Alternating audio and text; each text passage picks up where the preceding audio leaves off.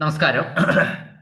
K T സിയുടെ 2025 July മാസത്തെ accountant lower K T C accountant ലോവറിന്റെ ക്വസ്റ്റ്യൻ പേപ്പറാണ് നമ്മൾ ഇന്ന് ഡിസ്കസ് ചെയ്യുന്നത്.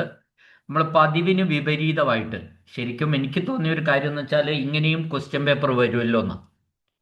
അപ്പോൾ സാധാരണഗതിയിൽ ലോവർ പേപ്പറുകൾ ഇതേ രീതിയിൽ വരാറില്ല. ഇത് ഇത്തിരി ക്വസ്റ്റ്യൻ തന്നെ വളരെ പാരഗ്രാഫ് പോലെ ക്വസ്റ്റ്യൻ തന്ന് ഒരുപാട് ബുദ്ധിമുട്ടുണ്ടാക്കുന്ന ക്വസ്റ്റ്യനുകൾ ഇതിലുണ്ട്. പിന്നെ അപ്പോൾ അതുകൊണ്ട് തന്നെ നമ്മൾ ലോവർ പേപ്പർ ഈസി ആവുമെന്ന് വിചാരിക്കരുത് ഒരിക്കലും. പിന്നെ രണ്ടാമത് ഫോംസ് ചോദിച്ചതും കുറവാണ്. അപ്പോൾ കെ ടി സി പാസ്സാകാൻ ഫോം മാത്രം പഠിച്ചാൽ മതി എന്നുള്ള ഒരു ധാരണ ആർക്കും വേണ്ട. ടൈറ്റ് ക്വസ്റ്റ്യൻസും വരും, ഫോമുകൾ കുറവും ചോദിച്ചാൽ നമ്മൾ ബുദ്ധിമുട്ടിലാവും. മാത്രമല്ല ഈ ക്വസ്റ്റ്യനിൽ ഒരുപാട് ഉത്തരങ്ങൾ എഴുതിയാൽ തെറ്റിപ്പോകാൻ സാധ്യതയുള്ള ചോദ്യങ്ങളും ഉണ്ട്. അപ്പോൾ ഈ ക്വസ്റ്റ്യൻ പേപ്പർ എല്ലാവർക്കും ഒരു പാഠമാണ്. നമ്മൾ എല്ലാം മനസ്സിലാക്കി അറിഞ്ഞ് പഠിക്കേണ്ടതിൻ്റെ ഒരു ആവശ്യകതയിലേക്കാണ് ഈ പേപ്പർ വിരൽ ചൂണ്ടുന്നത്. ഓക്കെ, നമുക്ക് അത് നോക്കണ്ട, എന്നാലും ക്വസ്റ്റ്യനിലൂടെ ഒന്ന് കടന്നു പോയേ പറ്റൂ. ക്വസ്റ്റ്യൻ പേപ്പർ നമുക്ക് നോക്കാം. ആദ്യത്തെ ചോദ്യം, ട്രഷറിയിലേക്കോ ബാങ്കിലേക്കോ, ഒന്നാമത്തെ ചോദ്യമാണ്, ട്രഷറിയിലേക്കോ ബാങ്കിലേക്കോ പണം അടയ്ക്കുമ്പോൾ അയക്കുന്ന ചെലാനിൽ താഴെ പറയുന്ന വിവരങ്ങൾ അടങ്ങിയിരിക്കണം. ഒരു ചെലാൻ പൂരിപ്പിക്കുമ്പോൾ താഴെ പറയുന്നത് ഏതൊക്കെ വേണമെന്നാ ചോദ്യം.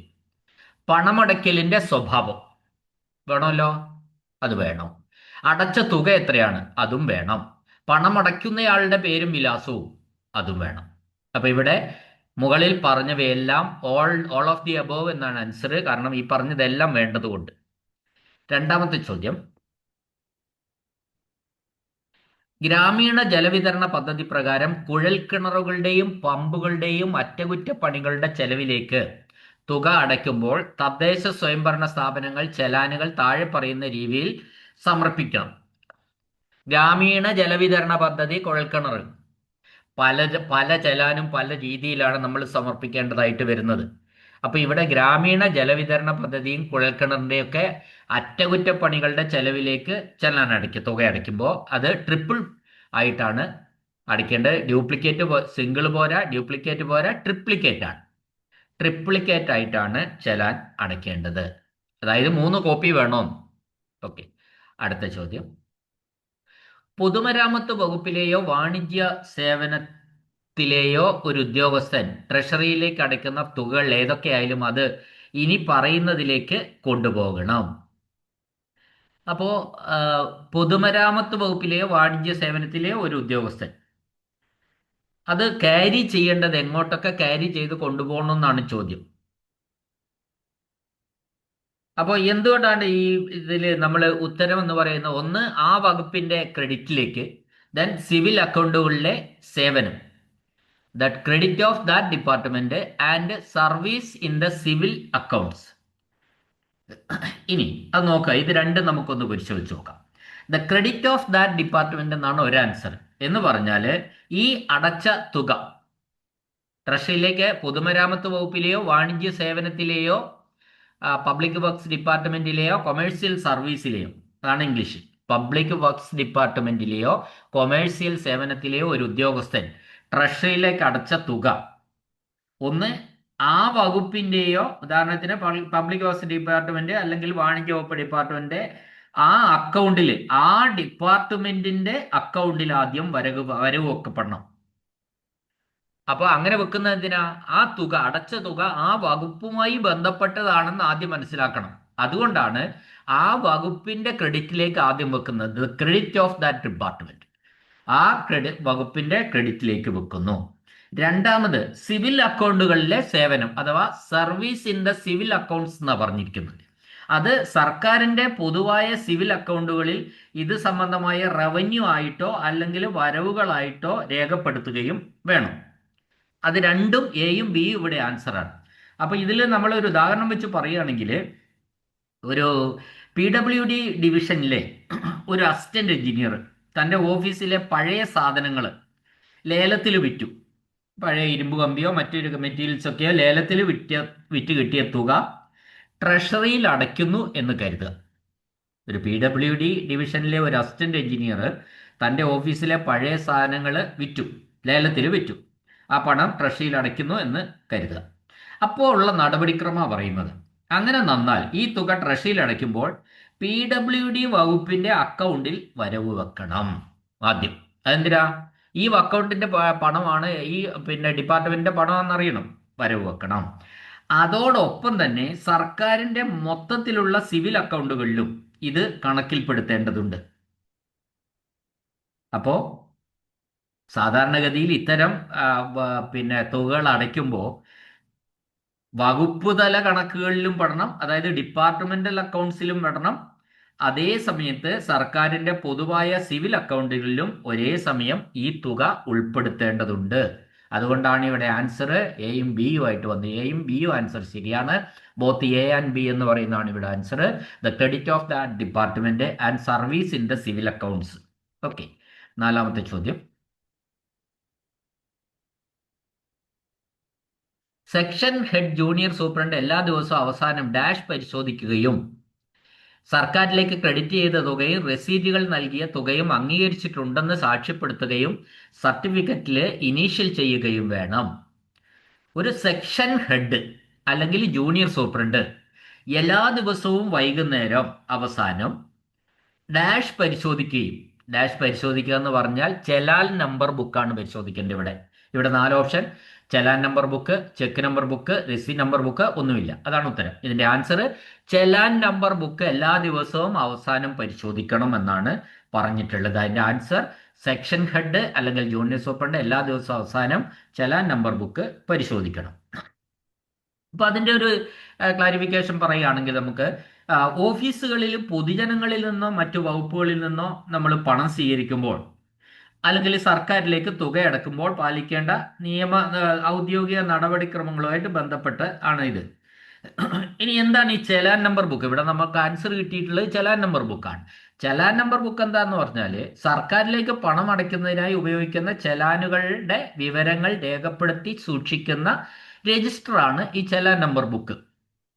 അപ്പോൾ ഒരു ദിവസത്തെ ഔദ്യോഗിക പ്രവർത്തനങ്ങൾ അവസാനിക്കുമ്പോൾ ബന്ധപ്പെട്ട സെക്ഷന്റെ ഹെഡ് അല്ലെ ജൂനിയർ സൂപ്രണ്ട് ആ ദിവസത്തെ സാമ്പത്തിക ഇടപാടുകൾ കൃത്യമാണോ എന്ന് പരിശോധിക്കേണ്ടത് ഇവരാണ്, സെക്ഷൻ ഹെഡോ ജൂനിയർ സൂപ്രണ്ടോ ആണ്.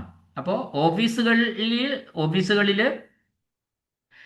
നൽകിയ രസീത് വഴി ലഭിച്ച തുകയും യഥാർത്ഥത്തിൽ സർക്കാരും അതും ബന്ധപ്പെട്ട അക്കൗണ്ടിലേക്ക് ട്രഷറിയിലേക്ക് ചെലാൻ വഴി ക്രെഡിറ്റ് ചെയ്യപ്പെട്ട തുകയും വ്യത്യാസമൊന്നുമില്ലെന്നും അവ കൃത്യമായി ഒത്തുപോകുന്നുണ്ട് എന്നും ഇവർ പരിശോധിച്ച് ഉറപ്പുവരുത്തണം. അങ്ങനെ ഉറപ്പുവരുത്തിയതിന് ശേഷം ഈ ചെലാൻ നമ്പർ ബുക്കിൽ അവര് സാക്ഷ്യപ്പെടുത്തി ഒപ്പിടണം. ആര്? സെക്ഷൻ ഹെഡ് അല്ലെങ്കിൽ ജൂനിയർ സൂപ്രണ്ട്. ഇപ്പോൾ നമുക്ക് ഒരു ഉദാഹരണം വേണമെങ്കിൽ ഒന്നുകൂടി പറയാം. ഒരു സർക്കാർ ഓഫീസിൽ വിവിധ ആവശ്യങ്ങൾക്കായി, അല്ലെ ഉദാഹരണത്തിന് സർട്ടിഫിക്കറ്റുകൾക്കോ ഫീസുകൾക്കോ ഒക്കെ ആയിട്ട് പൊതുജനങ്ങൾ നൽകിയ തുക അന്ന് രസീത് നൽകി സ്വീകരിച്ചു, റെസീറ്റ് നൽകിയിട്ട് സ്വീകരിച്ചു. അപ്പോൾ അന്നേ ദിവസം എന്തൊക്കെ ചെയ്യണം? പിന്നെ പൊതുജനങ്ങൾ നൽകിയ തുക റെസീറ്റ് കൊടുത്തിട്ട് സ്വീകരിച്ചിട്ടുണ്ട്. പിന്നെ നമ്മൾ എന്തൊക്കെ ചെയ്യണം? അന്നേ ദിവസം ആ തുക മുഴുവൻ ചെലാൻ മുഖേന ട്രഷറിയിൽ അടയ്ക്കും. അടച്ചിട്ടുണ്ട് കഴിഞ്ഞാൽ ഓഫീസിന്റെ സമയം കഴിഞ്ഞാൽ, പ്രവൃത്തി സമയം കഴിഞ്ഞാൽ ജൂനിയർ സൂപ്രണ്ട് അല്ലെ സെക്ഷൻ ഹെഡ് ഈ ചെലാൻ നമ്പർ ബുക്ക് എടുത്ത് അന്ന് നൽകിയ റെസീറ്റുകളുടെ ആകെത്തുകയും ചെലാൻ പ്രകാരം ട്രഷറിയിൽ അടച്ച തുകയും ഒന്ന് തന്നെയാണോ എന്ന് പരിശോധിച്ച് ഉറപ്പുവരുത്തുകയും അതിൽ അദ്ദേഹം ഇനീഷ്യൽ ചെയ്ത് ഡേറ്റ് ഇട്ട് ഇനീഷ്യൽ ചെയ്യുകയും ചെയ്യും. ഓക്കെ ആയപ്പോൾ അല്ലേ? റെസീറ്റും ട്രഷറിയിൽ അടച്ച തുകയും തുല്യമായി. ഇത് പരിശോധിക്കാൻ വേണ്ടി നമ്മൾ എല്ലാ ദിവസവും അവസാനം പരിശോധിക്കേണ്ടത് എന്താണെന്നാണ് പറഞ്ഞിരിക്കുന്നത്? ചെലാൻ നമ്പർ ബുക്കാണ് പരിശോധിക്കേണ്ടത്. ഓക്കെ, അടുത്ത ചോദ്യം.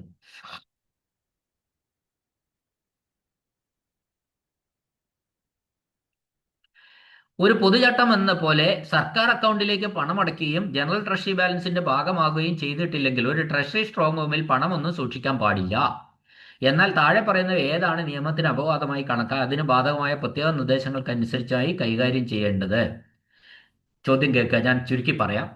സാധാരണഗതി ഒരു പൊതുചട്ടം എന്ന നിലയ്ക്ക് സർക്കാർ അക്കൗണ്ടിലേക്ക് പണം അടയ്ക്കുകയും ജനറൽ ട്രഷറി ബാലൻസിന്റെ ഭാഗമാകുകയും ചെയ്യാത്ത ഒരു സാധനവും ട്രഷറി സ്ട്രോങ് റൂമിൽ പണമായിട്ടൊന്നും സൂക്ഷിക്കാൻ പാടില്ല.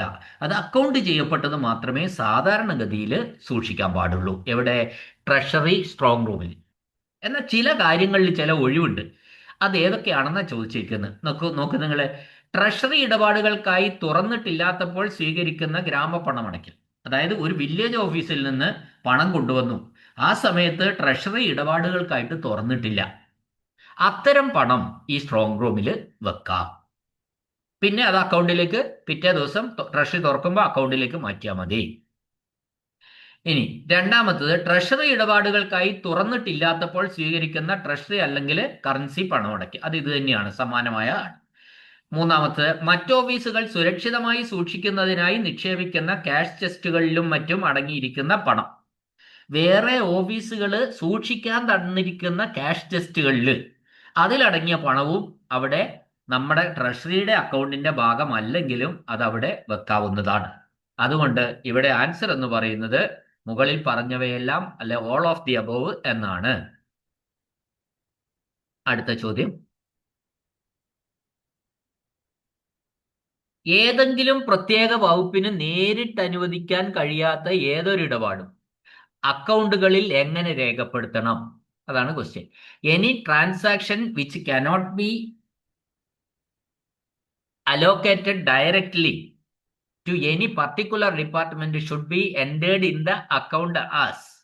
account as എന്ന് പറയുന്ന ആൻസർ അൺക്ലാസിഫൈഡ് ഐറ്റം ആയിട്ട് വെക്കണമെന്നാണ്. തരംതിരിക്കാത്ത ഇനം, ഏതെങ്കിലും പ്രത്യേക വകുപ്പിന് മാത്രമായിട്ട് നമുക്ക് അനുവദിക്കാൻ കഴിയാത്ത ഇടപാട്. അപ്പോൾ 2-3 വകുപ്പുകൾക്കായിട്ട് മിക്സ് ചെയ്തിട്ടുള്ള ഒരു ഇടപാടാണെങ്കിൽ നമ്മൾ എന്ത് ചെയ്യണം? അതിനെ എങ്ങനെ തിരിക്കണം? തരംതിരിക്കാത്ത ഇനം അല്ലെങ്കിൽ അൺക്ലാസിഫൈഡ് ഐറ്റം ആയിട്ട് ആണ് അക്കൗണ്ട് ചെയ്യപ്പെടേണ്ടത്, രേഖപ്പെടുത്തേണ്ടത്. നമുക്ക് അതിൽ ഇനി വിശദീകരണം വേണോ? വേണമെങ്കിൽ നമുക്ക് പറയാം. ഇപ്പോ ഒന്നിലധികം ഇതിന് ഈ ചോദ്യത്തിന് ഒരു ഉദാഹരണം ഞാൻ പറയാണ്. ഒന്നിലധികം വകുപ്പുകൾ പ്രവർത്തിക്കുന്ന ഒരു വലിയ ഓഫീസ്, ഒന്നിലധികം വകുപ്പുകളാണ്. അപ്പോൾ ആ ഓഫീസ് കെട്ടിടത്തിന്റെ പൊതുവായ അറ്റകുറ്റപ്പണികൾ മുഴുവൻ വകുപ്പുകൾക്കും കൂടി പൊതുവായി ഉപയോഗിക്കുന്ന വൈദ്യുതി ബില്ല് അല്ലെങ്കിൽ ഓഫീസ് കാവൽക്കാരുടെ ശമ്പളം. നിങ്ങൾ നോക്ക്, ഈ 3 വകുപ്പുകൾ പ്രവർത്തിക്കുന്ന ഒരു ബിൽഡിങ്, ആ ബിൽഡിങ്ങിൽ അറ്റകുറ്റപ്പണി നടത്തി, പിന്നെ ആ ബിൽഡിങ്ങിലേക്ക് പൊതുവായി 3 വകുപ്പും കൂടി പൊതുവായി ഉപയോഗിക്കുന്ന വൈദ്യുതി, പിന്നെ അവിടെ നിൽക്കുന്ന പൊതുവായിട്ടുള്ള കാവൽക്കാരുടെ ശമ്പളം. ഇത് 3ഉം ഒറ്റ വകുപ്പിന്റെ ചെലവായി മാത്രം കണക്കാക്കാൻ കഴിയില്ല, ഈ 3ഉം, അല്ലേ? ശരിയല്ലേ?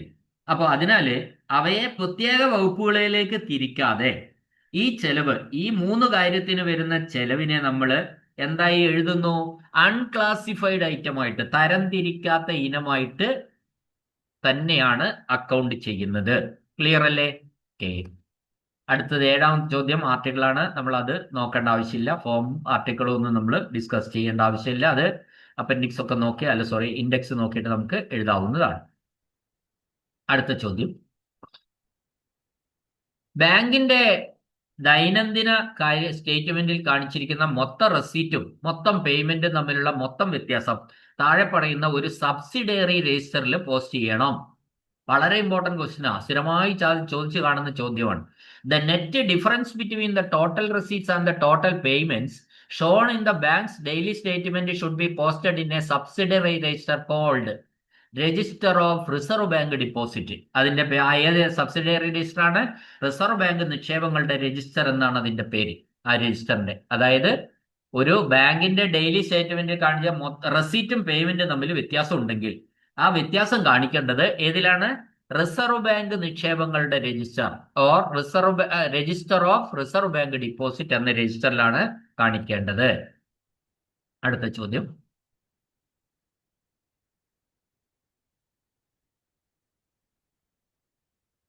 ഒരേ ജില്ലയിലെ 2 സബ് ട്രഷറികൾക്കിടയിലോ അതിന് കീഴിലുള്ള ഒരു ട്രഷറിക്കും ഒരു സബ് ട്രഷറിക്കും ഇടയിലുള്ള പണമയക്കലുകൾ ഇവയായിട്ട് സാധാരണ എങ്ങനെയാണ് കണക്കാക്കുക? The transfers within the treasury എന്നാണ് കണക്കാക്കുക. ഒരു ട്രഷറിക്കുള്ളിലെ കൈമാറ്റങ്ങൾ എന്നതായിട്ടാണ് കണക്കാക്കുന്നത്. Remittance between 2 sub treasuries or in the same district or between the treasury and a sub treasury. അപ്പൊ ഇത് രണ്ടും കണക്കാക്കുന്നത് ട്രഷറിക്കുള്ളിലെ കൈമാറ്റങ്ങൾ, ട്രാൻസ്ഫേഴ്സ് വിത്തിൻ ദ ട്രഷറി എന്നാണ്. അടുത്ത ചോദ്യം, ക്യാഷ് ബുക്ക് സൂക്ഷിക്കാത്ത ഒരു സർക്കാർ ജീവനക്കാരന് ഫോമാണ്, അതുകൊണ്ട് ഞാൻ പറയുന്നില്ല. അടുത്തത് അപ്പൻഡിക്സ് ആണ്, അതും പറയണ്ട. തിരുവിതാംകൂർ കൊച്ചി രാജപ്രമുഖരും റിസർവ് ബാങ്ക് ഓഫ് ഇന്ത്യയും തമ്മിലുള്ള പ്രധാന അനുബന്ധ കരാറുകൾ നടപ്പിലാക്കിയത് എന്നാണ് ചോദ്യം. അത് പുസ്തകത്തിൽ ഉള്ളതാണ്. 1952 ജൂൺ 30-നാണ് തിരുവിതാംകൂർ കൊച്ചി രാജപ്രമുഖരും റിസർവ് ബാങ്ക് ഓഫ് ഇന്ത്യയും തമ്മിലുള്ള പ്രധാന കരാറുകൾ നടപ്പിലാക്കിയത്. അടുത്ത ചോദ്യം, സെക്യൂരിറ്റി ഫോമാണ്. വീണ്ടും അടുത്തതും ഫോമാണ്. ഫോം കുറച്ചുണ്ട്, എന്തായാലും കിട്ടുന്നുണ്ട്. ഇതിൽ ക്വസ്റ്റ്യൻ ടഫാണ്, പക്ഷെ ഫോമും കുറെ ഉണ്ട്. അടുത്ത ചോദ്യം, ഒരു ജില്ലാ ജഡ്ജിക്കോ ഒരു സബോർഡിനേറ്റ് ജഡ്ജിക്കോ ചലാനുകളിൽ ഒപ്പിടാൻ തന്റെ അധികാരപ്പെടുത്താന്ന തന്റെ ശരസ്താദാർ, അറിയാലോ ശരസ്താദാർ എന്ന് പറയുന്നത് ഒരു സീനിയർ സൂപ്രണ്ടിന്റെ പവറിലുള്ള ഒരു ഹെഡാണ് ശരസ്താദാർ. ആ ശരസ്താദാറിനെ അധികാരപ്പെടുത്താമെന്നാണ് answer. The district judge or a subordinate judge may authorised his dash to sign challan. അവരുടെ ശിരസ്താദാർ ടു സൈൻ ചലാൻ. അപ്പോ കളക്ടറേറ്റിലും ഒക്കെ പിന്നെ മറ്റുമുള്ള കോടതികളിലൊക്കെ ഉള്ള ഒരു ഓഫീസറാണ് ശിരസ്താദാർ. ശിരസ്താദാർ എന്ന് പറയുന്നത് ഒരു സെക്ഷന്റെ ഹെഡിന് തുല്യമായിട്ടുള്ള ഒരു സീനിയർ സൂപ്രണ്ടിന്റെ പദവിക്ക് തുല്യമായിട്ടുള്ള തസ്തികയാണ്. അദ്ദേഹത്തിനെ ചുമതലപ്പെടുത്താവുന്നതാണ് ചലാൻ ഒപ്പിടാൻ വേണ്ടി. അടുത്തത് ഫോമാണ്. അടുത്ത ചോദ്യം, ആദായ നികുതി ചലാൻ ഫോമിന്റെ കാര്യത്തിൽ ട്രഷറി അയക്കുന്നതിന് പകരം ബാങ്കിന് ചലാന്റെ ഡാഷ് പകർപ്പ് നേരിട്ട് ബന്ധപ്പെട്ട ആദായ നികുതി ഉദ്യോഗസ്ഥന് തിരികെ കൊടുക്കാം. മനസ്സിലായില്ലേ? ഒരു ബാങ്കിൽ നമ്മൾ ചലാൻ അടച്ചാൽ, ഏത് ചലാൻ? ഇൻകം ടാക്സിന്റെ ചലാൻ അടച്ചാല് ആ ബാങ്ക് ആ ചലാന്റെ ഒറിജിനല് ബന്ധപ്പെട്ട ഇൻകം ടാക്സ് ഓഫീസർക്ക് നേരിട്ട് കൊടുക്കാവുന്ന റൂള്. അതിന് ട്രഷറി ആ ചലാന്റെ ഒറിജിനല് ട്രഷറിയിൽ കൊടുത്ത് പിന്നെ അങ്ങനെ വളഞ്ഞു വിറ്റി പോകണ്ടെന്നാണ് പറഞ്ഞത്. അപ്പൊ ഏത് കോപ്പിയാ ഇൻകം ടാക്സ് ഓഫീസർക്ക് കൊടുക്കുക? ചലാന്റെ ഒറിജിനൽ കോപ്പിയാണ് കൊടുക്കാവുന്നത്. അതാണ് നമ്മൾ മനസ്സിലാക്കേണ്ടത്. അപ്പൊ ഇവിടെ നമ്മൾ ഇൻകം ടാക്സ് ഒരു വിശദീകരണം തരാം. ഇൻകം ടാക്സ് പണം അടച്ചു കഴിഞ്ഞാല് ഈ ഇൻകം ടാക്സ് കൊടുക്കുന്നയാളുടെ രേഖകൾ പരിശോധിച്ച് ഉറപ്പുവരുത്തുന്നതിനായി ചലാന്റെ ഒറിജിനൽ കോപ്പി ബാങ്ക് നേരിട്ട് ബന്ധപ്പെട്ട ആദായ നികുതി ഓഫീസർക്ക് അയച്ചു കൊടുക്കുകയാണ്. ഇത് ട്രഷറിയിലൂടെ ചുറ്റിപ്പോകേണ്ടതില്ല എന്നാണ് പറഞ്ഞത്. അപ്പൊ ഇങ്ങനെ ഇടപാടുകൾ വേഗത്തിൽ തീർപ്പാക്കുന്നതിനും ആദായ നികുതി വകുപ്പിന് കൃത്യസമയത്ത് കണക്കുകൾ ലഭ്യമാക്കുന്നതിനുമാണ് ഈ സംവിധാനം. ഇപ്പോ നമ്മൾ ഒരു എക്സാമ്പിൾ പറയുകയാണെങ്കിൽ, വേണമെങ്കിൽ ഒരാൾ തന്റെ ഇൻകം ടാക്സ് ബാങ്ക് വഴി അടയ്ക്കുന്നു എന്ന് കരുതും നമ്മൾ. അപ്പോൾ ബാങ്ക് പണം സ്വീകരിച്ച ശേഷം ചലാൻ പ്രോസസ് ചെയ്യുന്നു. ഇതില് ആദായ നികുതി വകുപ്പിന് സമർപ്പിക്കേണ്ട ഒറിജിനൽ കോപ്പി ട്രഷറിയിലേക്ക് അയക്കുന്നതിന് പകരം ബാങ്ക് അധികാരികൾ നേരിട്ട് ഇൻകം ടാക്സ് ഓഫീസർക്ക് അയച്ചു കൊടുക്കുന്നു. അതായത് അങ്ങനെ അയക്കുമ്പോൾ എന്തായി? ഇതിന്റെ ഒറിജിനൽ രേഖ, നികുതി അടച്ചതിന്റെ ആധികാരിക രേഖ അല്ലെങ്കിൽ ഒറിജിനൽ കോപ്പി കൃത്യസമയത്ത് ഈ ബന്ധപ്പെട്ട ഇൻകം ടാക്സ് ഉദ്യോഗസ്ഥന് ലഭിക്കുന്നു എന്നതാണ് ഇതിന്റെ ഒരു മെച്ചം. അടുത്ത ചോദ്യം, ഡിപ്പാർട്ട്മെന്റൽ ഓഫീസർ സാധുത തീയതി വ്യക്തമാക്കിയ ഒരു ചലാൻ ആ തീയതിക്ക് ശേഷം ഹാജരാക്കിയാൽ ഡിപ്പാർട്ട്മെന്റൽ ഓഫീസർ അത് വീണ്ടും സാധൂകരിക്കുന്നത് വരെ ബാങ്കിലോ ബാങ്ക് സ്വീകരിച്ച പണത്തിലോ അത് സ്വീകരിക്കുന്നതല്ല. If a challan on which a date of validity has been specified by the departmental officer is presented after that date, it shall not be accepted at the bank or money thereof accepted by the bank until it is revalidated by the departmental officer. ഒരു ചലാൻ നമ്മൾ കൊടുത്തു, അതിന്റെ validity date കൃത്യമായിട്ട് ആ ചലാന്റെ validity date specify ചെയ്തിട്ടുണ്ടെങ്കിൽ അതിനുശേഷമാണ് നമ്മൾ ആ ചലാൻ കൊടുക്കുന്നതെങ്കിൽ അതുമായി ബന്ധപ്പെട്ട പണം സ്വീകരിക്കുകയോ ചലാൻ സ്വീകരിക്കുകയോ ചെയ്യുന്നതല്ല. എപ്പോൾ വരെ? ഈ ചലാന്റെ ഡേറ്റ്, ആ വാലിഡിറ്റി ഡേറ്റ് റീവാലിഡേറ്റ് ചെയ്യുന്നത് വരെ. അത് ശരിയാണോ എന്നാണ് ചോദ്യം. അതിന്റെ ആൻസർ നമുക്ക് വേണമെങ്കിൽ ഒരു വിശദീകരണം പറയാം. ഇപ്പോൾ ഒരു ഉദാഹരണം പറഞ്ഞാൽ, ഒരു സർക്കാർ വകുപ്പിൽ നിന്ന് ഫീസ് അടയ്ക്കുന്നതിനായിട്ട് ഒരു ഡിപ്പാർട്ട്മെന്റൽ ഓഫീസർ ഒപ്പുവെച്ച് നൽകിയ ചെലാനിൽ അതിന്റെ വാലിഡിറ്റി ഡേറ്റ്, കാലാവധി തീയതി 2026 മാർച്ച് 31 രേഖപ്പെടുത്തി എന്ന് കരുതുക. ആ സ്ഥാപനം ഈ ചെലാൻ തീയതി ശ്രദ്ധിക്കാതെ കാലാവധി കഴിഞ്ഞതിന് ശേഷം 2026 ഏപ്രിൽ 5-ന് പണം അടയ്ക്കാനായിട്ട് ബാങ്കിൽ കൊണ്ടുവന്ന് കൊടുക്കുന്നു. അപ്പൊ നിയമപ്രകാരം ബാങ്കിന് ഈ ചെലാൻ സ്വീകരിക്കാൻ പറ്റില്ല. കാരണം എന്താ? ഇതിന്റെ വാലിഡിറ്റി ഡേറ്റ് 31/3/2026 വരെയാണ്. അങ്ങനെയെങ്കിൽ ഈ ബാങ്ക് എന്ത് ചെയ്യും? ഇത് സ്വീകരിക്കില്ല. ബാങ്ക് ഒന്നുകിൽ ഇത് തിരിച്ചയക്കുകയോ അല്ലെങ്കിൽ പണം സ്വീകരിക്കാതിരിക്കുകയോ ഒക്കെ ചെയ്യും. ഇനി എന്ത് ചെയ്യണം ഇക്കാര്യത്തിൽ? ഇനി ഈ ചെലാൻ ഉപയോഗിച്ച് പണം അടയ്ക്കണമെങ്കിൽ ആദ്യം നമ്മൾ ഈ ബന്ധപ്പെട്ട ഡിപ്പാർട്ട്മെന്റ് ഓഫീസറെ തന്നെ സമീപിച്ചിട്ട് ചെലാനിൽ പുതിയ തീയതി നൽകി അത് വീണ്ടും, അതായത് ഇതിനാണ് നമ്മൾ റീവാലിഡേറ്റ് ചെയ്ത് ഒപ്പിടുക എന്ന് പറഞ്ഞു. നേരത്തെ വാലിഡിറ്റി ഉണ്ടായിരുന്ന ഡേറ്റ് മാറ്റി പുതിയൊരു ഡേറ്റ് ഇട്ട് ഒപ്പിട്ട്, അതിനാണ് റീവാലിഡേറ്റ് ചെയ്ത് ഒപ്പിട്ട് കൊടുക്കേണ്ടതുണ്ട്. അങ്ങനെ പുതുക്കി കൊടുത്താൽ മാത്രമേ ബാങ്ക് ആ ചെലാൻ സ്വീകരിക്കുകയുള്ളൂ, പണം അടയ്ക്കാൻ പണം സ്വീകരിക്കുകയും ഉള്ളൂ. ഇത് ശരിയാണോ അല്ലയോ എന്നാണ് ചോദ്യം. ശരിയാണ്, ശരിയാണ് എന്നാണ്. കണ്ടന്റ് മനസ്സിലായല്ലോ നിങ്ങൾക്ക്? അതിനുവേണ്ടിയാണ് ഞാൻ ഇത് എക്സ്പ്ലെയിൻ ചെയ്തത്. അടുത്ത ചോദ്യം, വനം പ്രതിരോധ വകുപ്പുകളുടെ ടെൻഡറുകൾ വഴി നടത്തുന്ന വനം, ഫോറസ്റ്റ്, പിന്നെ ഡിഫൻസ് എന്നീ വകുപ്പുകളുടെ ടെൻഡർ വഴി നടത്തുന്ന ഏണസ്റ്റ് മണി ഡിപ്പോസിറ്റുകൾ ഏത് രൂപത്തിലാണ് ക്രെഡിറ്റ് ചെയ്യേണ്ടത്? അപ്പോൾ വനം വകുപ്പിന്റെ ആയാലും പ്രതിരോധ വകുപ്പിന്റെ ആയാലും ഏതെങ്കിലും ഒരു ടെൻഡർ നടത്തുമ്പോൾ ടെൻഡറിൽ പങ്കെടുക്കുന്നയാൾ പണം കെട്ടിവെക്കണം. അതിനാണ് നമ്മൾ ഏണസ്റ്റ് മണി ഡിപ്പോസിറ്റ് എന്ന് പറയുന്നത്. അതിനാണ് നമ്മൾ നിരത ദ്രവ്യം എന്ന് പറയും. അങ്ങനെ കെട്ടിവെക്കുമ്പോൾ നമ്മൾ ഇത് അക്കൗണ്ടിൽ ഏത് രീതിയിലാണ് ക്രെഡിറ്റ് ചെയ്യാന്നാണ്. അത് ശ്രദ്ധിക്കുക, വളരെ ഇമ്പോർട്ടൻറ്റ് ക്വസ്റ്റ്യൻ ആണ്. ഇത് റവന്യൂ ഡിപ്പോസിറ്റ് ആയിട്ടാണ് ക്രെഡിറ്റ് ചെയ്യുന്നത്. റവന്യൂ ഡിപ്പോസിറ്റ് ആയിട്ടാണ് ക്രെഡിറ്റ് ചെയ്യുന്നത്. സെക്യൂരിറ്റി ശ്രദ്ധിക്കണേ, വളരെ ഇമ്പോർട്ടൻറ്റ് ക്വസ്റ്റ്യൻ ആണ്. റവന്യൂ ഡിപ്പോസിറ്റ് ആയിട്ടാണ് ഈ ഏണസ്റ്റ് മണി ഡിപ്പോസിറ്റ് ക്രെഡിറ്റ് ചെയ്യുന്നത്. ഓക്കെ, അടുത്ത ചോദ്യം, സ്മോൾ കോയിൻ ഡിപ്പോകൾക്കിടയിലോ സ്മോൾ കോയിൻ ഡിപ്പോയ്ക്കും മിന്റിനും ഇടയിലോ ഉള്ള പണമടയ്ക്കൽ ട്രഷറി അക്കൗണ്ടുകളിലൂടെ കടന്നു പോകരുത്. ശരിയാണോ തെറ്റാണോ എന്നാണ്. സ്മോൾ കോയിൻ ഡിപ്പോകൾക്കിടയിലോ, അതായത് ഒരു സ്മോൾ കോയിൻ ഡിപ്പോയും വേറൊരു സ്മോൾ കോയിൻ ഡിപ്പോയും തമ്മിലോ, സ്മോൾ കോയിൻ ഡിപ്പോയ്ക്കും മിന്റിനും ഇടയിലോ ഉള്ള പണമടയ്ക്കൽ ട്രഷറി അക്കൗണ്ടുകളിലൂടെ കടന്നു പോകരുത് എന്നാണ്. അത് പറഞ്ഞത് ശരിയാണോ? ശരിയാണ് എന്നാണ് ആൻസർ. നമുക്കതിന്റെ വിശദാംശത്തിലേക്ക് കടക്കാം.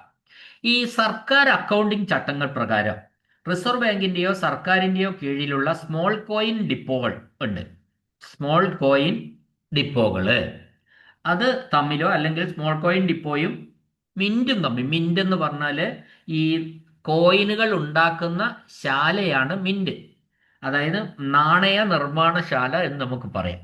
ആ നാണയ നിർമ്മാണശാലയും ഒരു സ്മോൾ കോയിൻ ഡിപ്പോയും തമ്മിലോ നടക്കുന്ന നാണയങ്ങളുടെയോ പണത്തിൻ്റെയോ കൈമാറ്റങ്ങൾ, അങ്ങോട്ടും ഇങ്ങോട്ടും നാണയങ്ങളുടെയൊക്കെ കൈമാറ്റങ്ങൾ അഥവാ റെമിറ്റൻസ് സാധാരണ ട്രഷറി അക്കൗണ്ടുകൾ വഴി വരവ് ചെലവുകളായി രേഖപ്പെടുത്തേണ്ടതില്ല. ക്ലിയർ ആയല്ലോ? ഈ ഡിപ്പോകൾ തമ്മിൽ, സ്മോൾ കോയിൻ ഡിപ്പോകൾ തമ്മിലും സ്മോൾ കോയിൻ ഡിപ്പോകളും മിന്റുകളും, മിന്റ് എന്ന് പറഞ്ഞാൽ നാണയ നിർമ്മാണശാലയും തമ്മിലുള്ള നാണയ കൈമാറ്റങ്ങൾ, നാണയ റെമിറ്റൻസുകൾ ട്രഷറി അക്കൗണ്ടുകളിലെ വരവോ ചെലവോ ആയിട്ട് എഴുതപ്പെടുത്തേണ്ടില്ല. ഒരു ഉദാഹരണം പറഞ്ഞാൽ, ഈ തിരുവനന്തപുരത്തുള്ള ഒരു സ്മോൾ കോയിൻ ഡിപ്പോയിൽ നിന്ന് കൊച്ചിയിലുള്ള ഒരു സ്മോൾ കോയിൻ ഡിപ്പോയിലേക്കോ അല്ലെങ്കിലോ നാണയം നിർമ്മിക്കുന്ന മിന്റിലേക്കോ ഉള്ള നാണയങ്ങൾ അയക്കുമ്പോൾ അതിനായി സബ് ട്രഷറിയിലെ ഔദ്യോഗികമായ ട്രഷറി അക്കൗണ്ട് വഴി പണം ഡിപ്പോസിറ്റ് ചെയ്യുകയോ പിൻവലിക്കുകയോ ചെയ്യേണ്ടതില്ല. ഇത് ട്രഷറിയുടെ ദൈനംദിന അക്കൗണ്ടിംഗ് ക്രമങ്ങളെ ബാധിക്കാത്ത രീതിയിൽ നേരിട്ടുള്ള സംവിധാനത്തിലൂടെയാണ് കൈകാര്യം ചെയ്യുന്നത്. അതുകൊണ്ട് ഈ പ്രസ്താവന ശരിയാണ്.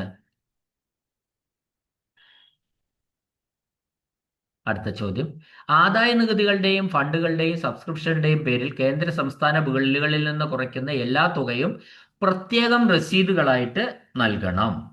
അത് നിർബന്ധമാണ്. പ്രത്യേകം രസീതുകളായിട്ട് നൽകണം എന്ന് പറയുന്നത് ഏതൊക്കെയാണ്? പോസ്റ്റൽ ലൈഫ് ഇൻഷുറൻസ് നിർബന്ധമാണ്. Superior service family pension fund, Indian military service family pension fund, അപ്പൊ ഇതിന്റെ അർത്ഥം എന്താ? പോസ്റ്റൽ ലൈഫ് ഇൻഷുറൻസ് ഫണ്ട് വഴി സർക്കാർ ജീവനക്കാരുടെ ശമ്പളത്തിൽ നിന്ന് നമ്മൾ PLI വിഹിതം കുറയ്ക്കുമല്ലോ, ആ തുക പ്രത്യേകം റെസീറ്റ് ആയിട്ട് വരവേക്കണം. മറ്റൊന്ന് സുപ്പീരിയർ ഫാമിലി പെൻഷൻ ഫണ്ടിലേക്ക് ബില്ലുകളിൽ നിന്ന് പിടിക്കുന്ന തുകയും പ്രത്യേകം രേഖപ്പെടുത്തണം. മൂന്നാമത്തെ Indian military service family pension ഫണ്ടിലേക്കുള്ള വരിസംഖ്യ, അതിൻ്റെ സബ്സ്ക്രിപ്ഷൻ ബില്ലിൽ നിന്ന് കുറയ്ക്കുന്നത് പ്രത്യേകമായിട്ട് കാണിക്കണം. അപ്പൊ ഇതെല്ലാം പ്രത്യേകമായിട്ട് റെസീറ്റ് ആയിട്ട് കാണിക്കണം എന്നാണ് പറഞ്ഞിരിക്കുന്നത്, ഏതെങ്കിലും ഒരെണ്ണം പോലെ. അതുകൊണ്ട് here the answer all of the above ആണ്. അടുത്ത ചോദ്യം, ജില്ലാ ട്രഷറിയുമായി ബന്ധപ്പെട്ട പണമിടപാടുകളുടെയും ബുക്ക് ട്രാൻസ്ഫറുകളുടെയും പൂർണ്ണമായ അക്കൗണ്ട് അതിന്റെ അധികാര പരിധിയിലുള്ള സബ് ട്രഷറികളുടേത് ഉൾപ്പെടെ സൂക്ഷിക്കുന്നത് ഏത് ബുക്കിലാണ്? അത് ആണ് ജില്ലാ ട്രഷറിയുമായി ബന്ധപ്പെട്ട പണമിടപാടുകൾ. A complete account of cash transaction and book transfers relating to the district treasury including those of the sub treasuries within its description should be kept in. അത് ഏതിലാണെന്ന് ചോദിച്ചാൽ ഡേ ബുക്കിലാണ്. ജില്ലാ ട്രഷറിയുമായി ബന്ധപ്പെട്ട പണമിടപാട്, ബുക്ക് ട്രാൻസ്ഫർ, അതെല്ലാം പൂർണ്ണമായ അക്കൗണ്ട് അതിൻ്റെ സബ് ട്രഷറികൾ, അതിൻ്റെ അധികാര പരിധിയിലുള്ള സബ് ട്രഷറികളുടെ ഉൾപ്പെടെയുള്ള ഇടപാടുകൾ രേഖപ്പെടുത്തുന്നത് ഡേ ബുക്കിലാണ്. അടുത്തത്, ഒരു നിധി as soon as a remittance of treasurer അല്ല treasurer other than a currency remittance is dispatched, it should be entered as. ഒരു നിധി കറൻസി റെമിറ്റൻസ് ഒഴികെയുള്ള ഒരു ട്രഷറർ അയച്ച ഉടൻ അതെങ്ങനെ രേഖപ്പെടുത്തണം എന്നാണ് ചോദ്യം. ആ അയച്ച ഉടനെ അത് ഒന്നുകിൽ ലോക്കൽ റെമിറ്റൻസ് ആയിട്ട് അല്ലെങ്കിൽ ഫോറിൻ റെമിറ്റൻസ് ആയിട്ട് രേഖപ്പെടുത്തണമെന്നാണ്. ഒന്നുകിൽ ലോക്കൽ റെമിറ്റൻസ് അല്ലെങ്കിൽ ഫോറിൻ റെമിറ്റൻസ് എന്നായിട്ട് രേഖപ്പെടുത്തണം.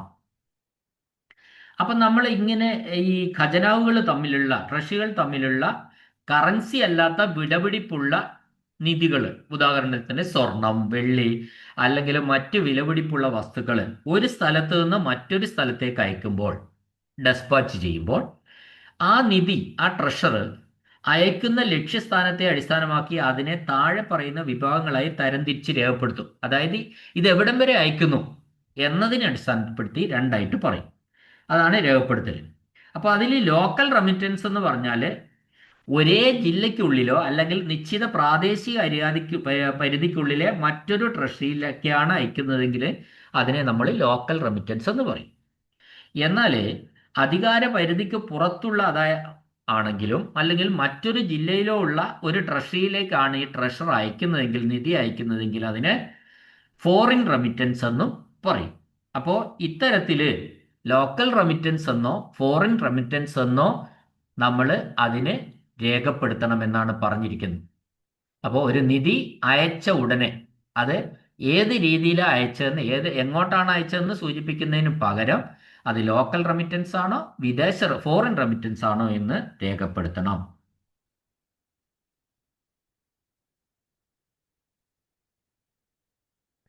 അടുത്തത് ഫോമാണ്. അടുത്ത ചോദ്യം, മാനസിക ആശുപത്രിയുടെ ചുമതലയുള്ള മെഡിക്കൽ ഓഫീസർക്ക് അത്തരം ആശുപത്രികളിൽ സ്ഥിരീകരിച്ച വ്യക്തിഗത രോഗികളുടെ പേരിൽ ട്രഷറി സേവിങ്സ് ബാങ്കിൽ പണം നിക്ഷേപിക്കാം. ശരിയാണോ ഇല്ലയോ എന്നാണ് ചോദ്യം. ഒരു മാനസിക രോഗികളുള്ള ആസ്പത്രിയാണ്. അവിടുത്തെ മെഡിക്കൽ ഓഫീസർക്ക് അവിടെ വരുന്ന രോഗികളുടെ പേരിൽ ട്രഷറി സേവിങ്സ് ബാങ്കിൽ പണം നിക്ഷേപിക്കാനുള്ള അധികാരമുണ്ടോ എന്നാണ് ചോദ്യം. അങ്ങനെ അധികാരമുണ്ട്, അത് ശരിയാണ്. അപ്പോൾ സർക്കാർ മാനസിക ആശുപത്രികളിൽ വിശദീകരണം കൂടി തരാം. ചികിത്സയിലുള്ള രോഗികളുടെ കൈവശമുള്ള പണമോ വിലപിടിപ്പുള്ള വസ്തുക്കളോ സുരക്ഷിതമായി സൂക്ഷിക്കുന്നതിനും അവരുടെ ആവശ്യങ്ങൾക്കായി പിന്നീട് ഉപയോഗിക്കുന്നതിനും ഔദ്യോഗിക ചട്ടങ്ങൾ പ്രകാരം വ്യവസ്ഥയുണ്ട്. പണം അല്ലെങ്കിൽ അവൈലബിൾസ് ആയിട്ടുള്ള സാധനങ്ങൾ സുരക്ഷിതമായി സൂക്ഷിക്കാനും പിന്നീട് അവരുടെ ആവശ്യങ്ങൾക്ക് ഉപയോഗിക്കാനും. അപ്പോൾ ഇതിനായിട്ട് ആസ്പത്രി സൂപ്രണ്ടോ ചുമതലയുള്ള മെഡിക്കൽ ഓഫീസറോ രോഗികളുടെ പേരിൽ ട്രഷറി സേവിങ്സ് ബാങ്കിൽ അക്കൗണ്ട് ആരംഭിച്ച് പണം നിക്ഷേപിക്കാവുന്നതാണ്. അപ്പോൾ അത് ഒരു സാഹചര്യം വെച്ച് നമുക്ക് വേണമെങ്കിൽ പറയാം. ഒരു മാനസിക ആശുപത്രിയിൽ ദീർഘകാലമായി ചികിത്സയിൽ കഴിയുന്ന ഒരു രോഗിയുടെ കൈവശം അദ്ദേഹത്തിന്റെ ബന്ധുക്കൾ നൽകിയ ഒരു തുകയുണ്ട്. ഈ പണം രോഗിയുടെ സുരക്ഷ മുൻനിർത്തിയോ ആശുപത്രിയിലെ അദ്ദേഹത്തിന്റെ വ്യക്തിഗത ചെലവുകൾക്കോ, ചികിത്സ അല്ലെങ്കിൽ പ്രത്യേക ആഹാരം, വസ്ത്രങ്ങൾ, അവർക്കൊക്കെ വേണ്ടിയാണ് ഉപയോഗിക്കേണ്ടത്. അപ്പോൾ ഈ പണം ആശുപത്രിയുടെ സുരക്ഷിതമായ കസ്റ്റഡിയിൽ സൂക്ഷിക്കുന്നതിന് പകരം കൂടുതൽ സുരക്ഷിതമായ സ്ഥലമാണ് ട്രഷറി. പിന്നെ അവിടെ പലിശയും കിട്ടും. അപ്പോൾ അത് വേണ്ടിയിട്ട് ഈ മെഡിക്കൽ ഓഫീസർ എന്ത് ചെയ്യും? രോഗിയുടെ പേരിൽ ട്രഷറി സേവിങ്സ് ബാങ്കിൽ നിക്ഷേപിക്കും. രോഗിക്ക് ആശുപത്രി വിട്ടുപോകാൻ കഴിയുന്ന സമയത്ത് അല്ലെ ഔദ്യോഗിക ആശുപത്രി ഈ തുക കൃത്യമായ കണക്ക് പ്രകാരം തിരികെ നൽകുകയും ചെയ്യാം. അതാണ് ഇതിൻ്റെ ഒരു അഡ്വാൻറ്റേജ്. അപ്പോൾ ഇത് ചെയ്യാവുന്ന കാര്യമാണ്, ശരിയാണ്. അടുത്ത ഫോമാണ്, അടുത്തത് അപ്പൻഡിക്സ് ആണ്. അടുത്ത ചോദ്യം, സേവിങ്സ് ബാങ്ക് ചെക്കുകൾ ഇഷ്യൂ ചെയ്ത മുതൽ എത്ര കാലത്തേക്കാണ്? സേവിങ്സ് ബാങ്ക് ചെക്കുകൾ ഇഷ്യൂ ചെയ്ത മുതൽ 3 മാസത്തേക്കാണ്. നിരവധിയായിട്ട് നമ്മൾ പറഞ്ഞിട്ടുള്ളതാണ്. അടുത്ത ചോദ്യം,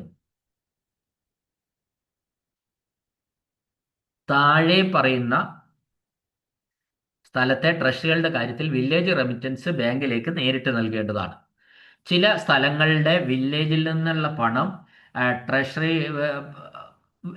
ബാങ്കിലേക്ക് നേരിട്ട് നൽകേണ്ടതാണ്. അപ്പോൾ in the case of treasuries at the താഴെ പറയുന്ന സ്ഥലങ്ങളിലെ ട്രഷറീസ് തലശ്ശേരി, കൊച്ചി, പാലക്കാട് എന്നീ കണ്ണൂർ വഴി വരും. തലശ്ശേരി, കൊച്ചി, പാലക്കാട് എന്നീ സ്റ്റേഷനിലെ ട്രഷറികളെ വില്ലേജ് റെമിറ്റൻസ്, വില്ലേജിൽ നിന്ന് കൊണ്ടുവന്ന പണം നേരിട്ട് ബാങ്കിലേക്ക് നൽകേണ്ടതാണ് എന്നാണ് അതിൻ്റെ ആൻസർ. അപ്പോൾ ഏതൊക്കെ സ്ഥലങ്ങളിലെന്നാണ് ചോദിച്ചിരിക്കുന്നത്. ഇവിടെ കൊച്ചി, പാലക്കാട്, തലശ്ശേരി. അപ്പോൾ ആൻസർ മുകളിൽ പറഞ്ഞവയല്ല. കൊച്ചി, പാലക്കാട്, തലശ്ശേരി, കണ്ണൂരൊക്കെ അങ്ങനെയാണ്. അവിടുന്ന് വില്ലേജിൽ നിന്ന് കൊണ്ടുവരുന്ന പണം നേരിട്ട് ബാങ്കിലേക്ക് കൊടുക്കുകയാണ് ആ ട്രഷറി. അപ്പോൾ അത് ആ മൊത്തം സ്ഥലങ്ങളുടെ ഒരു ലിസ്റ്റ് എനിക്ക് കിട്ടിയിട്ടില്ല, അതുകൊണ്ട് ഞാനിവിടെ അത് പറയുന്നില്ല.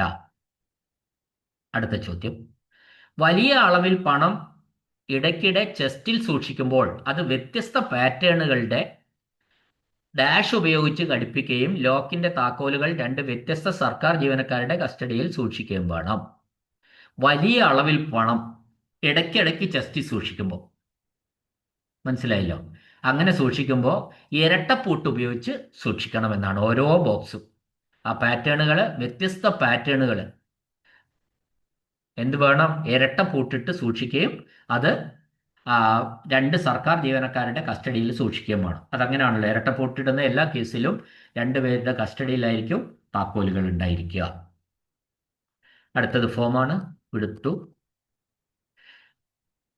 അടുത്ത ചോദ്യം, ഓരോ സ്ട്രോങ് റൂമും ഒടുവിൽ അടച്ചിടുമ്പോൾ ട്രഷറി ഓഫീസറുടെ ഡാഷ് ഓരോ ബാഗുകളിലും ഒട്ടിക്കും.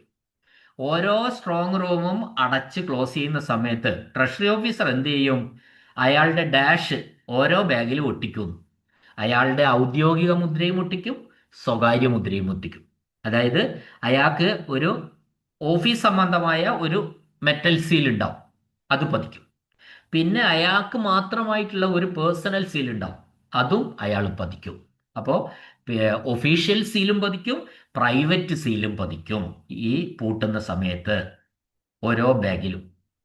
അപ്പോൾ അത് യാതൊരു കാരണവശാലും പൊളിച്ചതായിട്ട് എന്തെങ്കിലും സംശയം ഉണ്ടെങ്കിൽ അത് പിന്നീട് മനസ്സിലാവും. അതുകൊണ്ടാണ് ഈ സ്വന്തമായിട്ടൊരു മുദ്ര അല്ലെങ്കിൽ ഒരു പ്രൈവറ്റ് സീലുകൂടി ഉണ്ടാക്കിയിട്ട് അതുകൂടി പതിക്കുന്നത്. അടുത്ത ചോദ്യം, ട്രഷററുടെ കൈവശമുള്ള തുക സാധാരണയായി ഇത്ര രൂപയിൽ കവിയുന്നില്ലെന്നും കൂടുതൽ തുകയ്ക്കുള്ള ട്രഷറിയുടെ ഏതൊരു അഭ്യർത്ഥനയും ശ്രദ്ധാപൂർവം പരിശോധിക്കുന്നുണ്ടെന്നും ട്രഷറി ഓഫീസർ ഉറപ്പാക്കേണ്ടതാണ്. അപ്പോൾ ഒരു ട്രഷറിയിലെ ട്രഷറർക്ക് അയാളുടെ സ്വന്തം ചില്ലറ ആവശ്യങ്ങൾക്കായിട്ട് അവിടെ ട്രഷറിയിലുള്ള ചെലവുകൾക്ക് ഉള്ള പണമായിട്ട് പരമാവധി കയ്യിൽ വെക്കാൻ പറ്റുന്ന തുക 5000 രൂപയാണ് ട്രഷറർക്ക്. അപ്പം 5000 രൂപയിൽ കവിയുന്നില്ലെന്ന് ട്രഷറി ഓഫീസർ ഉറപ്പുവരുത്തണം. അപ്പോൾ ഇനി കൂടുതൽ തുകയ്ക്കുള്ള ഏതെങ്കിലും അഭ്യർത്ഥന ഉണ്ടെങ്കിൽ ട്രഷറർ അങ്ങനെ പറഞ്ഞിട്ടുണ്ടെങ്കിൽ അതും പരിശോധിക്കണം. അപ്പോൾ 5000 രൂപ എന്നാണ് ഇതിലെ ആൻസർ. ഒരു ട്രഷറർ കൈവശം വെക്കാവുന്ന, അതായത് ഇൻ ഹാൻഡ് എന്നാണ് ഞാൻ അവിടെ വ്യക്തമാക്കുന്നത്, അതാണ് 5000 രൂപ. അടുത്ത ചോദ്യം ഫോമാണ്.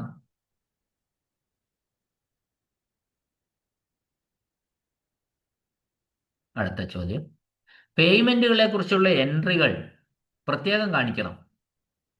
ഈ payment, the entries regarding payments should show separately. എന്തൊക്കെ കാണിക്കണം? പണമായി അടച്ച ആകെ തുക കാണിക്കണം, കിഴിവുകളും ട്രാൻസ്ഫർ വഴി നൽകിയ മറ്റു തുകകൾ കാണിക്കണം, മൊത്തം തുക കാണിക്കണം.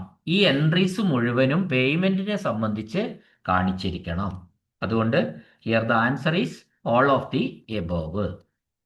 ഇനി 38ാമത്തെ ചോദ്യം, സ്റ്റേറ്റ് ട്രഷറികളിൽ ഫോം TA-4 രണ്ട് ചെക്ക് രജിസ്റ്ററുകളിൽ ഒന്ന് കേന്ദ്രത്തിനും മറ്റൊന്ന് സംസ്ഥാന സർക്കാരിനും ട്രാൻസ്ഫർ, ഡെബിറ്റ് അല്ലെങ്കിൽ ക്രെഡിറ്റ് വഴി പൂർണ്ണമായോ ഭാഗികമായോ ക്രമീകരിക്കാവുന്ന രസീതുകളുടെയും പേയ്മെന്റുകളുടെയും രേഖയായി സൂക്ഷിക്കണം.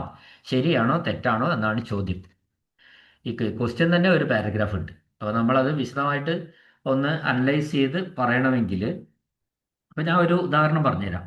കേരളത്തിലെ ഒരു സർക്കാർ ഉദ്യോഗസ്ഥന്റെ പ്രോവിഡന്റ് ഫണ്ട് GPF അക്കൗണ്ടിലേക്കോ അല്ലെങ്കിൽ ഒരു സർക്കാർ വകുപ്പിന്റെ ട്രഷറി അക്കൗണ്ടിലേക്കോ പണം ട്രാൻസ്ഫർ എൻട്രി വഴി വരവുക്കാണ്. അപ്പോൾ ട്രാൻസ്ഫർ ഡെബിറ്റ് അല്ലെങ്കിൽ ട്രാൻസ്ഫർ ക്രെഡിറ്റ് ആയിക്കോട്ടെ, വരവ് വെക്കുമ്പോഴോ അല്ലെങ്കിൽ പിൻവലിക്കുമ്പോഴോ പണം നേരിട്ട് കൈമാറുന്നില്ല. പകരം ട്രഷറി രേഖകളിലെ അക്കൗണ്ട് അഡ്ജസ്റ്റ്മെന്റ് വഴി മാത്രമാണ് നടക്കുന്നത്. ഏത്? ഈ ട്രാൻസ്ഫർ ഡെബിറ്റ് അല്ലെങ്കിൽ ട്രാൻസ്ഫർ ക്രെഡിറ്റുകളൊക്കെ തന്നെ. ഈ രീതിയിൽ സെൻട്രൽ ഗവൺമെന്റുമായി ബന്ധപ്പെട്ട അഡ്ജസ്റ്റ്മെന്റുകൾക്കും സ്റ്റേറ്റ് ഗവൺമെന്റുമായി ബന്ധപ്പെട്ട അഡ്ജസ്റ്റ്മെന്റുകൾക്കും പ്രത്യേകം ഫോം TA-4 ചെക്ക് രജിസ്റ്ററുകൾ സൂക്ഷിക്കണമെന്നാണ് ട്രഷറി നിയമം പറയുന്നത്. അതിനാൽ ഈ പ്രസ്താവന പൂർണ്ണമായും ശരിയാണ്. അപ്പോൾ ഈ രീതിയിൽ സെൻട്രൽ ഗവൺമെന്റുമായി ബന്ധപ്പെട്ട ട്രാൻസ്ഫറുകൾ ഡെബിറ്റ് ഓർ ക്രെഡിറ്റും സ്റ്റേറ്റ് ഗവൺമെന്റുകളുമായി ബന്ധപ്പെട്ട ട്രാൻസ്ഫർ ക്രെഡിറ്റ് അല്ലെങ്കിൽ ട്രാൻസ്ഫർ ഡെബിറ്റും അതിൻ്റെ ഡീറ്റെയിൽസ്, അതിൻ്റെ ചെക്ക് രജിസ്റ്ററുകൾ ഏത് പ്രകാരമുള്ള ഫോം 4 പ്രകാരം TA-4 പ്രകാരമുള്ള ചെക്ക് രജിസ്റ്ററുകൾ സൂക്ഷിക്കണം എന്ന് പറയുന്നത് ശരിയാണ്. അത് സെപ്പറേറ്റ് ചെക്ക് രജിസ്റ്ററുകളാണ് സൂക്ഷിക്കേണ്ടത്. അടുത്ത ചോദ്യം, ബാങ്കിന്റെ ദൈനംദിന പ്രസ്താവനയിൽ കാണിച്ചിരിക്കുന്ന പോലെ മൊത്തം രസീതുകളും മൊത്തം പേയ്മെന്റും തമ്മിലുള്ള മൊത്തം വ്യത്യാസം എന്ന് വിളിക്കപ്പെടുന്ന ഒരു സബ്സിഡിയറി രജിസ്റ്ററിൽ പോസ്റ്റ് ചെയ്യണം. ഈ ക്വസ്റ്റ്യൻ പേപ്പറിൽ തന്നെ ഇത് 2ാമത്തെ ചോദ്യം. ഇതേ ചോദ്യം ഒരിക്കൽ കൂടി നേരത്തെ തന്നിട്ടുണ്ട്. ആ അതായത് ഡെയിലി സ്റ്റേറ്റ്മെന്റിൽ കാണിച്ചിരിക്കുന്ന പോലെ മൊത്തം റെസീറ്റും മൊത്തം പേയ്മെന്റും തമ്മിലുള്ള വ്യത്യാസം വന്നിട്ടുണ്ടെങ്കിൽ അത് ഏത് രജിസ്റ്ററിൽ കാണിക്കണം? റിസർവ് ബാങ്ക് നിക്ഷേപങ്ങളുടെ രജിസ്റ്റർ അഥവാ register of reserve bank deposit എന്ന രജിസ്റ്ററിലാണ് കാണിക്കേണ്ടത്. ഉണ്ടോ? ഒരേ ചോദ്യം തന്നെ ഒരു ക്വസ്റ്റ്യൻ പേപ്പറിൽ റിപ്പീറ്റ് ചെയ്ത് വന്നിരിക്കുകയാണ്. അടുത്തത് ഫോമാണ്, വിട്ടു. അടുത്തത് savings bank, treasury savings bank ആണ് ഉദ്ദേശിക്കുന്നത്. ട്രഷറി സേവിങ്സ് ബാങ്കിൽ ഏറ്റവും കുറഞ്ഞ ബാലൻസ് എത്ര വേണം? നിർബന്ധമായിട്ട് 100 രൂപയാണ്. ബാലൻസ് നിലനിർത്തുവാൻ വേണം. TSB ഓപ്പൺ ചെയ്യാൻ മിനിമം 100 രൂപയാണ് വേണ്ടത്. ആ 100 രൂപ അവിടെ നിലനിർത്തുകയും വേണം. ഓക്കെ, അതും റിപ്പീറ്റ് ക്വസ്റ്റ്യൻ ആണ് സാധാരണഗതിയിൽ. അടുത്ത ചോദ്യം, ട്രഷറി സേവിങ്സ് ബാങ്കുകളിൽ നിന്നുള്ള പിൻവലിക്കൽ സ്റ്റാമ്പ് ഡ്യൂട്ടിയിൽ നിന്ന് ഒഴിവാക്കിയിരിക്കുന്നു. ശരിയാണ്.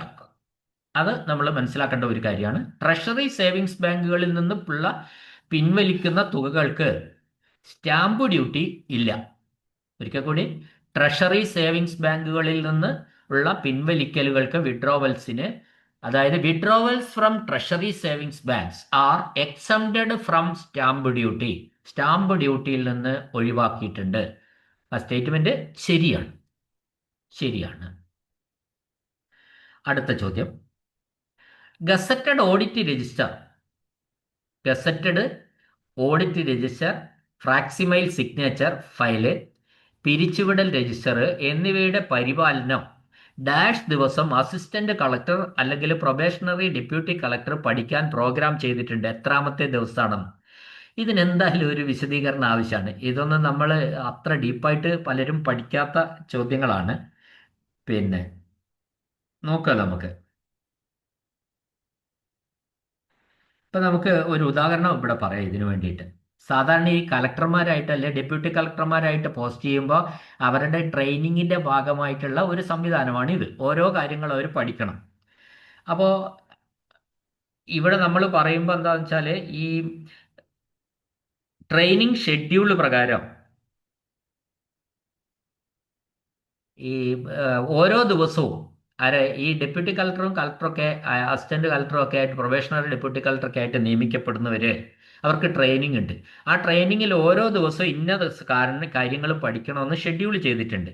അതിൽ ഈ കാര്യം gazetted audit register, facsimile signature file, പിരിച്ചുവിടൽ രജിസ്റ്റർ എന്നിവയുടെ മെയിൻ്റനൻസിനെ പറ്റി പഠിക്കാൻ വേണ്ടി 6ാമത്തെ ദിവസമാണ് ഇത് ഷെഡ്യൂൾ ചെയ്തിട്ടുണ്ടാവുക ഇവരുടെ ട്രെയിനിങ്. ഇപ്പം നമ്മളതൊരു ഉദാഹരണം വെച്ച് പറയുകയാണെങ്കിൽ, ഇപ്പോൾ അസിസ്റ്റന്റ് കളക്ടർ അല്ലെങ്കിൽ ഡെപ്യൂട്ടി കളക്ടർ കളക്ടറേറ്റിലെ പരിശീലന കാലയളവ് ദിവസങ്ങളായി തിരിച്ച് ക്രമീകരിച്ചിട്ടുണ്ടാവും. ഓരോ ദിവസവും പഠിക്കേണ്ട അല്ലെങ്കിൽ നിരീക്ഷിക്കേണ്ട ഔദ്യോഗിക കാര്യങ്ങളുടെ ലിസ്റ്റ് ഇപ്പോൾ ഒന്നാം ദിവസം അല്ലെ ഒന്നാം ദിവസവും രണ്ടാം ദിവസവും ഓഫീസ് പൊതുവായ സെക്ഷനുകൾ, ഡയറി, ഡെസ്പാച്ച്, ഫയൽ സംവിധാനം എന്നിവയുടെ പരിചയമാണ്. അപ്പോൾ ഒന്നും രണ്ടും കഴിഞ്ഞ് മൂന്നാം ദിവസം ചില അക്കൗണ്ട്സ് അല്ലെങ്കിൽ ജനറൽ സെക്ഷൻ പരിശോധനകളാണ്.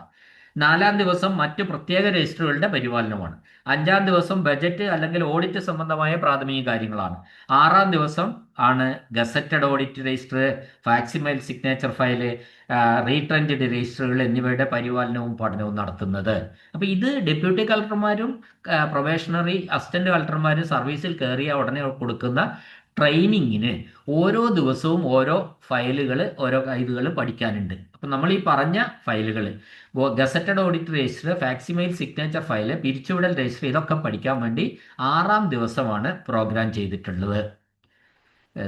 ഒരു അങ്ങനത്തെ ചോദ്യമാണ്. സ്ഥിരമായിട്ട് ഈ ചോദ്യം കാണാറില്ല, എങ്കിലും നമ്മുടെ ക്വസ്റ്റ്യൻ പേപ്പറിൽ വന്നപ്പോൾ നമുക്ക് പറയാതെ പോകാനാവില്ലല്ലോ. ഓക്കെ, അടുത്ത ചോദ്യം.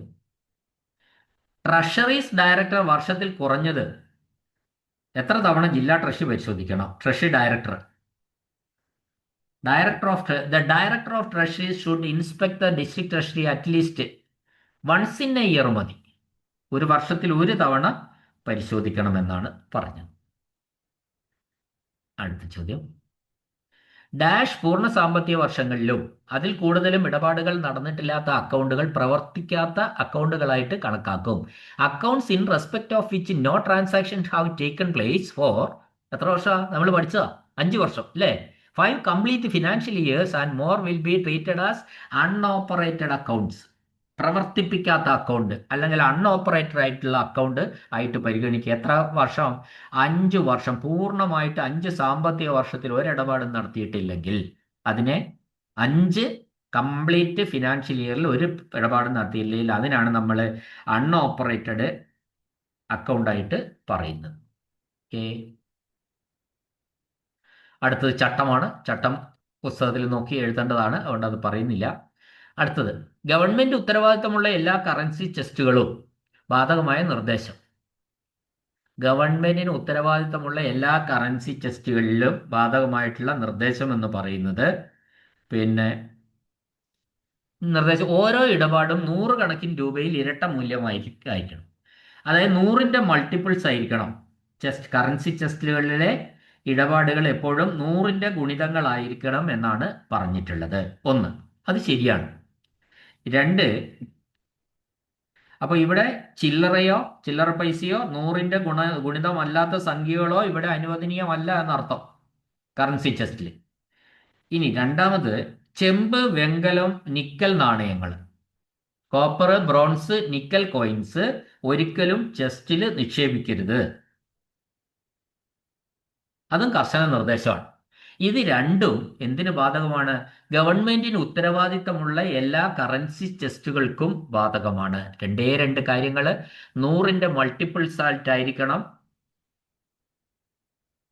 100ന്റെ മൾട്ടിപ്പിൾസ് ആയിട്ടായിരിക്കണം എന്ത്?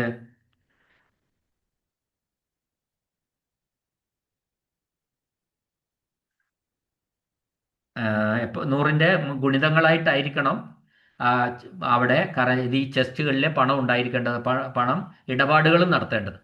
ചില്ലറ പൈസയോ ഒന്നും അതിൽ ബാക്കി പാടില്ല.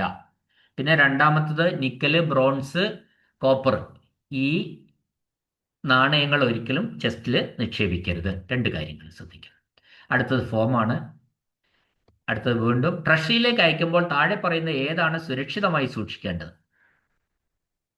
അപ്പോൾ ഈ ട്രഷറിയിലേക്ക് അയക്കുമ്പോൾ സൂക്ഷിക്കേണ്ട ഏതൊക്കെയാണെന്നാണ് ചോദിച്ചിരിക്കുന്നത്. ഈ ചോദ്യത്തിൽ പറയുന്ന അനുസരിച്ച് ട്രഷറിയിൽ സുരക്ഷിത സൂക്ഷിപ്പിനായി ഏൽപ്പിക്കേണ്ട വസ്തുക്കൾ ആ, ഒന്ന് സഹകരണ ഭൂമി മോർട്ട്ഗേജ് ബാങ്കുകളുടെ ക്യാഷ് ചെസ്റ്റുകൾ. അത് ആ, സഹകരണ ഭൂമി മോർട്ട്ഗേജ് ബാങ്കിന്റെ പണവും വിലപിടിപ്പുള്ള രേഖകളും സൂക്ഷിച്ചിരിക്കുന്ന ക്യാഷ് ചെസ്റ്റുകളാണ് ആ പെട്ടികൾ. അത് സുരക്ഷാ കാരണങ്ങളാൽ ട്രഷറിയിൽ സൂക്ഷിക്കാൻ അനുവാദമുണ്ട്. കേട്ടല്ലോ. സഹകരണ ഭൂമി മോർട്ട്ഗേജ് ബാങ്കുകളുടെ പണവും വിലപിടിപ്പുള്ള രേഖകളും സൂക്ഷിച്ചിരിക്കുന്ന ക്യാഷ് ചെസ്റ്റുകൾ അല്ലെങ്കിൽ ക്യാഷ് പെട്ടികൾ സുരക്ഷാ കാരണങ്ങളാൽ ട്രഷറിയിൽ സൂക്ഷിക്കാൻ അനുവാദമുണ്ട്. അത് നമ്മൾ ശ്രദ്ധിക്കേണ്ടതാണ്. അപ്പോൾ നമ്മൾ ഈ പറഞ്ഞ സാധനങ്ങൾ ഒരു സഹകരണ ബാങ്കിന്റെ സുരക്ഷ ഉറപ്പാക്കാൻ കഴിയാത്ത സാഹചര്യത്തിൽ അവരുടെ പണപ്പെട്ടി അല്ലെങ്കിൽ ലോക്കർ ട്രഷറിയുടെ സ്ട്രോങ് റൂമിൽ സുരക്ഷിതമായി സൂക്ഷിക്കാൻ ട്രഷറി ഓഫീസർക്ക് കൈമാറാവുന്നതാണ്. ഇനി രണ്ടാമത് ഇവിടെ പറയുന്നത് തദ്ദേശ സ്വയംഭരണ സ്ഥാപനങ്ങളുടെയും സഹകരണ സംഘങ്ങളുടെയും ഡ്യൂപ്ലിക്കേറ്റ് താക്കോലുകൾ അടങ്ങിയ പെട്ടി. ആ പെട്ടി ഇപ്പോൾ സംഘങ്ങളുടെയും പിന്നെ അങ്ങനെ ഉള്ള പണപ്പെട്ടികളുടെ പ്രധാന താക്കോലുകൾ നഷ്ടപ്പെടുകയോ അത്യാവശ്യ ഘട്ടങ്ങളിൽ ഉപയോഗിക്കുകയോ ചെയ്യാൻ വേണ്ടി അവയുടെ ഡ്യൂപ്ലിക്കേറ്റ് താക്കോലുകൾ സീൽ ചെയ്ത പെട്ടിയിലാക്കി ട്രഷറിയിൽ സൂക്ഷിക്കാറുണ്ട്. ഇനി ഒരു പഞ്ചായത്തിലെ അതിനൊരു ഉദാഹരണം പറഞ്ഞാൽ ഒരു പഞ്ചായത്തിലെ പ്രധാന ക്യാഷ് ചെസ്റ്റിന്റെ ഡ്യൂപ്ലിക്കേറ്റ് താക്കോലുകൾ ഒരു ചെറിയ പെട്ടിയിൽ വെച്ച് സീൽ ചെയ്ത് ദുരുപയോഗം തടയുന്നതിനായി ട്രഷറിയിൽ സേഫ് കസ്റ്റഡിയിൽ കൊടുക്കുന്നു. ഇത് ചെയ്യാവുന്നതാണ്. ഇനി മൂന്നാമത്തെ ദേശീയ സേവിംഗ് സർട്ടിഫിക്കറ്റ് ഉൾക്കൊള്ളുന്ന സീൽ ചെയ്ത കവറുകൾ. നാഷണൽ സേവിംഗ് സർട്ടിഫിക്കറ്റ് ഉള്ള കവറുകൾ സൂക്ഷിപ്പിനായി ട്രഷറിയിൽ സൂക്ഷിക്കാവുന്നതാണ്. അപ്പോൾ അങ്ങനെ ട്രഷറിക്ക് കൊടുക്കാം. അതിപ്പോൾ ഒരാൾ തൻ്റെ കൈവശമുള്ള നാഷണൽ സേവിംഗ് സർട്ടിഫിക്കറ്റുകൾ വീട്ടിൽ സൂക്ഷിക്കുന്നത് സുരക്ഷിതമല്ലെന്ന് കരുതുകയാണെങ്കിൽ അദ്ദേഹം ട്രഷറി ഓഫീസർക്ക് അപേക്ഷ നൽകി അവ സീൽ ചെയ്ത് കവറിൽ ട്രഷറി സേഫ് കസ്റ്റഡിയിൽ സൂക്ഷിക്കാൻ ഏൽപ്പിക്കാം. അപ്പോൾ ഈ 3 കാര്യങ്ങളും ഇവിടെ ശരിയാണ്. അടുത്ത ചോദ്യം 50ാമത്തെ ചോദ്യം ഫോമാണ്.